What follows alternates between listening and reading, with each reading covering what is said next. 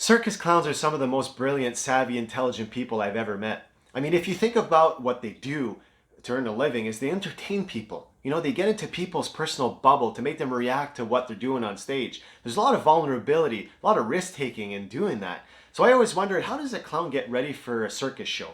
I mean, coming from sport, I know how athletes warm up for the sport competition. So how does a clown warm up for their show?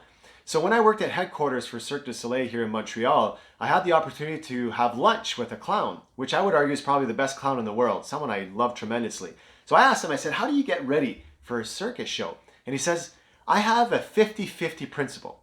So 50% of my preparation is based on just going over my choreography that I do every show. And then 50% of my preparation is based on improvisation. So to imagine all these different scenarios that could potentially happen with audience members and how I'm going to adapt and react to that. I said, wow, that's interesting. And then he says, if I prepared 100%, so only based on my choreography, in the end, I'd be doing the show for me, not for the audience members, based on what I think they want.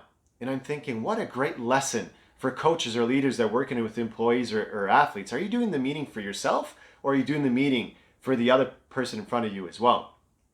So then he goes on and he says, Jeff, when you work with your people, do you listen to them to respond, or do you listen to them to understand? Because if you listen to them to respond, what you're doing in the end is you're just waiting for your turn to talk.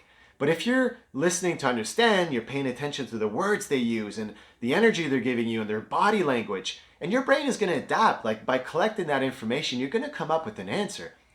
And if you think of you guys that are listening right now, some people that you know that they listen to respond, you know, you can see off their lips or you can see in their facial expressions, they're just waiting to talk. So keep this in mind when you listen, when you're having conversations with your people. Are you listening to respond or to understand? And the last thing he said was, the most important thing you can offer your people, regardless if you're a clown or a coach, is your full attention.